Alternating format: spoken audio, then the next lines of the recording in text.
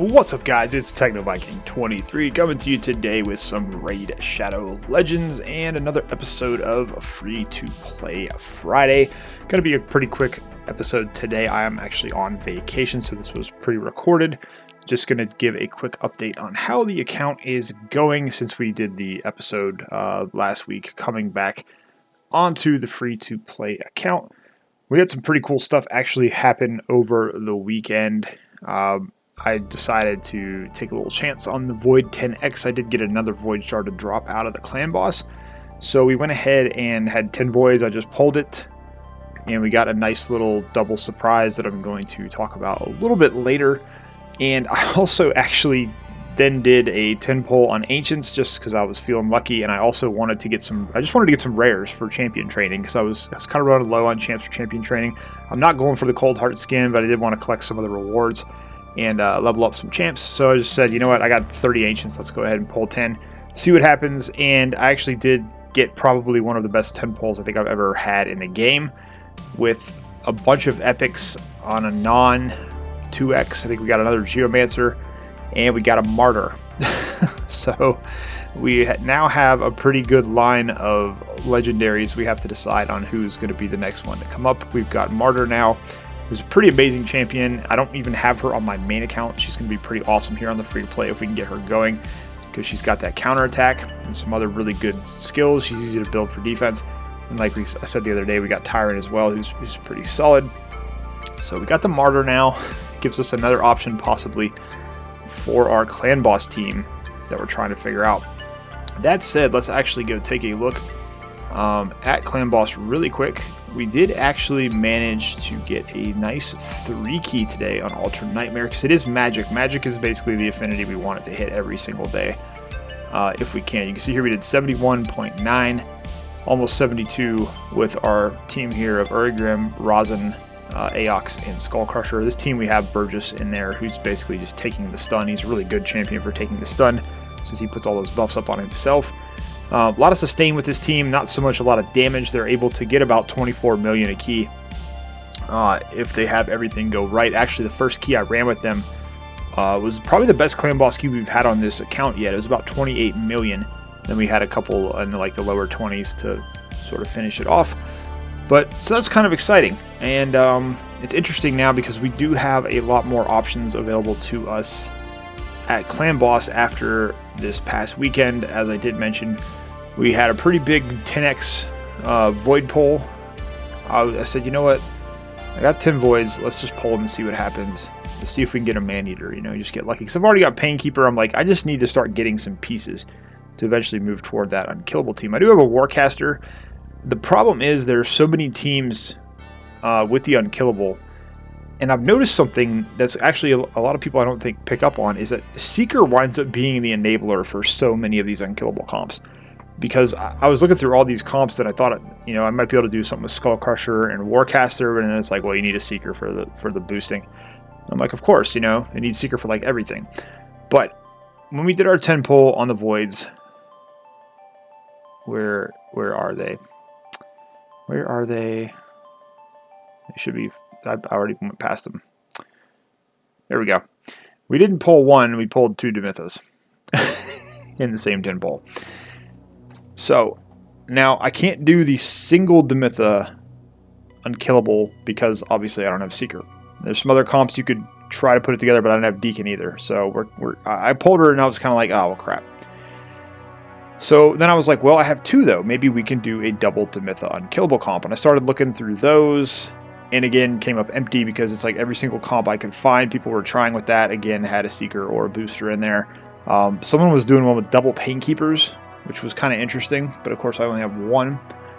So that's not going to work. But I did find something when I was trolling Reddit at 4 o'clock in the morning. I did come across a Reddit thread. And if I do build this team, I'm going to wind up giving that person on Reddit full credit for their idea, because I don't have the exact comp that they built because I'm missing the key legendary in that comp, but I do have a legendary built who will actually fulfill the same requirement. Maybe not as effectively, but I think we can get it to work, and it's going to be Tatura. I'm not going to tell you what it is because I want to do a video on it later if I do decide to pursue this composition, but I've already actually started building him in the mold he's going to need to be in for this composition, and it's a pretty slow speed for him, and that's why we've also got him in the Toxic set. But I didn't ever really actually realize how easy it is to build Tatura for defense. God, his base defense is crazy. You know, even when not very good gear, he's already over 4K defense. So I've actually been throwing him in a couple of my clan boss runs just to benefit from some of his skills, but he actually can fit in for the legendary I'm missing on this other guy's comp, and this guy is the only person I've seen running this type of double Demytha comp. I've checked Deadwood Jedi, I've checked everywhere else. I didn't see anybody else doing it, so it was like a really small Reddit thread that had maybe 4 comments on it that he had got this comp to work.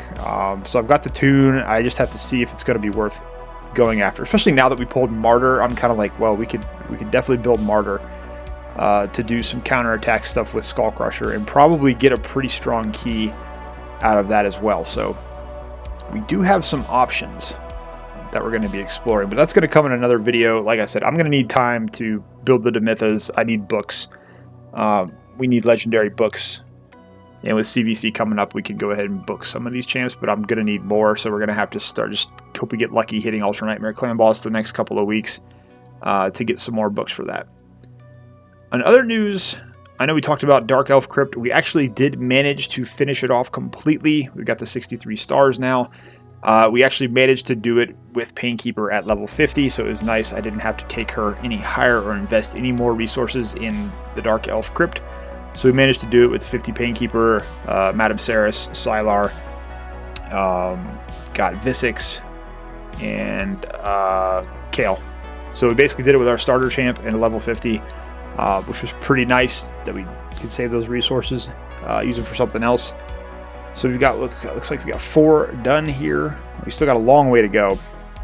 And I tried to push, I think it was Undead and Night Rev the other night, because I was like, we had such an easy time going through. Maybe it's Undead that we had the tough time on.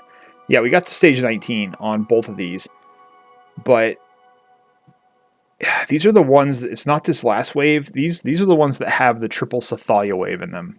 And for the teams that I have, they're an absolute nightmare. So I tried and tried and tried. I could not push any further in either one of these. I'm going to have to get a big AoE champ with some stun sets there, because the heals from the triple Sathalia is just, it's like whoever designed these waves was having a really bad day at Plarium.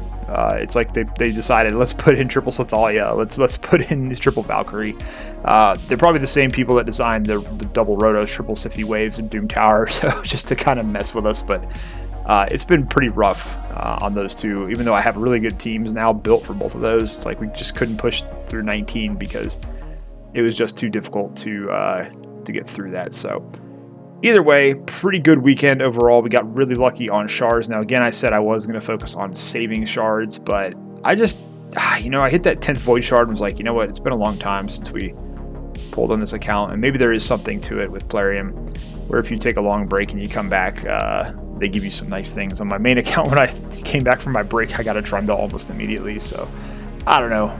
It's a conspiracy theory maybe, but pretty good news for the account, and now we just have to kind of figure out what we're going to do if we're going to work on these two Demythas and go for this kind of unique double Demytha comp that I found using Tatura instead of this other legendary, because I think we can tune it right to where we can at least get it to go the 50 turns and finally hopefully two key Ultra Nightmare. But it's going to be a while before we can get there. We have to get gear, we have to get books, and one of the champions I have that's needed for it is Apothecary, and I think I have him at 50, so I would have to boost him to 6 stars and do a little work on him, because he's a part of the, you need him to kind of help with the speed, because the speeds on this comp are actually not quite as high as the usual Demytha comps.